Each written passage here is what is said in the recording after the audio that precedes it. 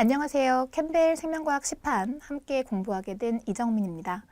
자, 생물을 공부한다라고 생각하면 너무 암기할 거 많고 또 어려운 것 같고 뒤쪽으로 가면 복잡한 것 같고 공부하기 굉장히 어려우시죠? 자, 그래서 저와 함께 기초부터 차근차근 학습을 진행을 하시게 될 텐데요. 사실 생물은 지금 여러분들 생각하고 있는 것처럼 내용이 워낙에 방대하다 보니까 다소 정리하는 데 어려움을 많이 겪는다는 걸 저도 알고 있고 저도 공부할 때 그랬습니다. 자, 그때 사실은 이제 암기를 좀 도와줄 수 있는 방법은 무턱대고 뭐 친구 이름 외우듯이 외우는 것보다는 이 생물 같은 경우도 일종의 학문이기 때문에 사실은 기본적인 원리를 이해한 상태에서 학습을 하게 되면 조금 더 수월하게 익혀지는 부분이 없지 않거든요. 그리고 사실은 과학은 용어가 가지고 있는 것이 뜻이 절반 이상의 영역을 차지를 하기 때문에 용어 정리만 잘 하셔도 사실은 어느 정도 이해를 도와줄 수 있는 부분이 있습니다. 그래서 저와 함께 학습하실 때에는 되도록이면 이해를 바탕으로 해서 조금 암기하실 수 있게 도움을 드리려고 하고요. 또 용어들도 의미가 중요한 것들이 많기 때문에 용어에 대해서도 조금 다뤄드릴 수 있는 것들은 많이 다뤄드리려고 합니다. 그래서 기초적인 이해를 바탕으로 해서 또 용어적인 이해를 바탕으로 해서 생물을 학습한다라고 하면 조금 더 수월하게 진행을 하실 수 있으실 거예요. 그래서 기초부터 저랑 진행을 하실 거고요. 아마 수업 초반부는 화학적인 기반을 만들기 위해서 뭐 이렇게까지 화학을 할 필요가 있나 약간 이런 생각이 드실 수도 있는데요. 학습을 하시면 하실수록 화학적으로 베이스를 다져놓길 잘했다라는 생각이 드시게 될 겁니다. 자, 오늘은 첫 시간이라서 이 일반 생물학의 첫 교재 첫 장은요. 앞으로 공부하게 될 내용의 개론적인 개념이기도 하고 사실은 생물을 다룬다고 하면 뭐 다른 화학물질을 다룬다거나 또는 물리에서 얘기하는 것처럼 운동을 다룬다거나 뭐 이런 것들과 다르게 생물은 사실은 살아있는 것들에 대한 것을 공부를 하는 것이죠. 그래서 일단 우리가 앞으로 공부할 생물이야 라고 하는 녀석들이 어떤 특징을 갖고 있는지를 알아야 어떤 것들을 공부해야 될지가 보일 겁니다. 그래서 오늘 첫 시간에는요. 생물이 아닌 것들과 비교를 했을 때 어떤 독특한 특징들을 가지고 있는지를 정리를 하실 거고요. 이것들이 앞으로 우리가 공부할 주요한 내용이 될 거다라고 생각을 하시면 되겠어요. 자, 그래서 오늘 생물들이 가지고 있는 특성이 어떤 것들이 있는지를 보실 텐데 제일 처음 나오는 특성은 자, 세포가 기본의 단위가 돼서 이 세포들을 가지고 체계적으로 구성이 되어 있다는 겁니다. 뭐 아무리 생물을 처음 본다고 해도 살아있는 생물이 세포로 구성이 되어 있다라는 것들은 다 알고 계실 텐데 문제는 이 세포를 가지고 막 쌓아서 마치 돌무지 무덤 만들듯이 이렇게 쭉 쌓아놓는다. 이렇게 해서 생물이 되는 건 아니거든요. 이 세포들이 모여서 생물을 만든다고 할 때 지금 사진에 보시게 되면 이 어지러워 보이는 이 그림을 굳이 보여드리는 이유는 세포들이 모여서 생물을 구성을 한다라고 할 때 어떤 마구잡이로 쌓여있는 것들이 아니고 체계적으로 이것들 나름대로 규칙을 가지고 짜임새를 가지고 모여야지만 생물로서 작동을 할 수 있다라는 걸 보여주기 위해서 되도록이면 규칙성이 조금 잘 나오는 사진을 제시를 해드린 겁니다. 그래서 세포들이 모여서 생물을 만드는데 이게 그냥 막 세포를 모은다고 생물이 되는 게 아니고 이것들이 모여서 생물을 구성하는 데에도 어떤 규칙이 있다. 이건 사실 뒤쪽에 50장 근처 가시게 되면 생물 구성의 원리 그 부분과 관련해서 진행이 될 내용이에요. 자, 그리고 생물이 가지고 있는 또 하나의 특징이 굉장히 중요한 특징인데 우리 생물학을 공부를 할 때요. 모든 과학 분야가 그렇지만 물리는 물리대로, 화학은 화학대로 기본적으로 잡아줘야 하는 사고 방식이 있거든요. 생물 같은 경우는 일단 여러분 제일 중요하게 생각하실 거 살아있니? 그거 살아있니? 라고 얘기를 하시려면 살아있다, 라이프 살아있다 라고 얘기를 하려면 반드시 뭘 관심을 가지고 보셔야 되냐면 얘 그거 에너지를 가지고 있니? 그런데 에너지만 갖고 있다고 살아있는 거냐? 라고 볼 수는 없는 거고요.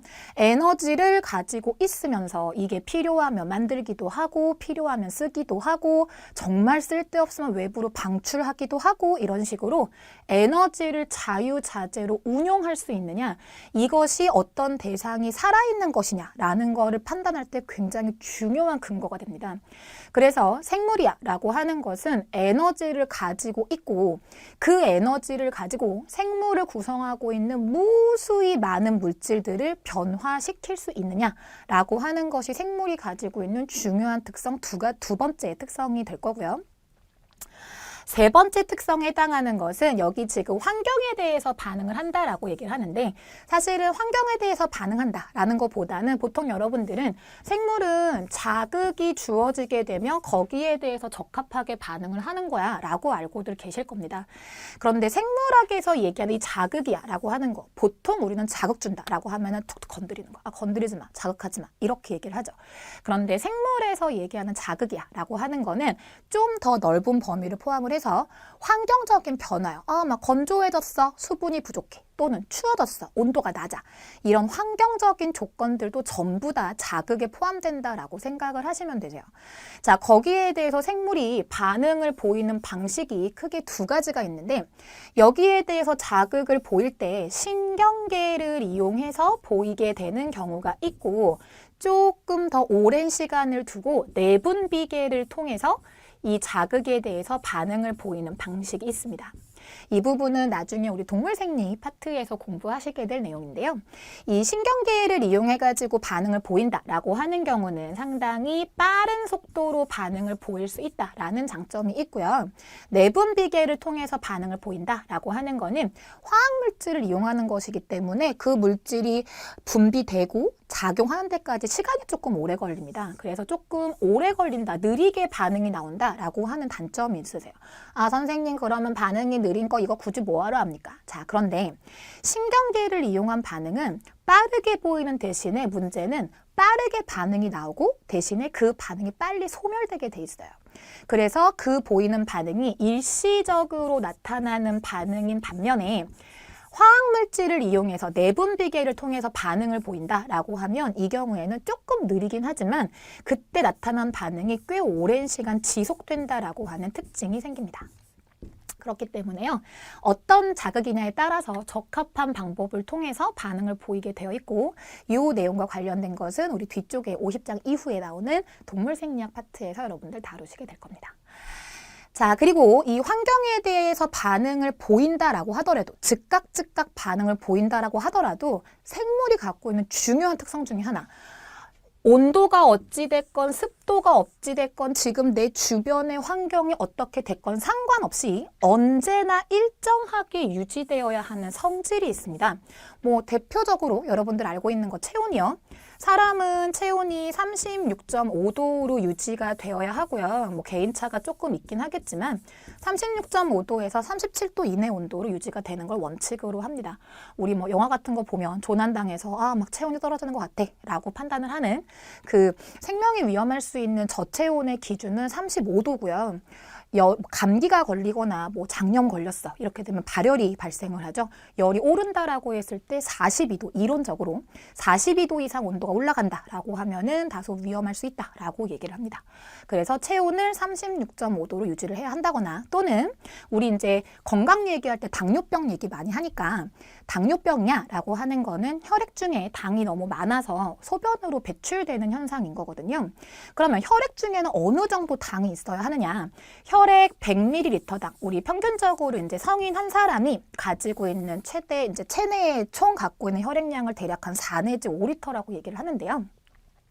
4 내지 5리터의 혈액 중에 100ml당 혈당이 100에서 대략 한 120mg 정도 범위로 유지가 된다라고 하면 이게 이제 정상이야라고 얘기를 합니다.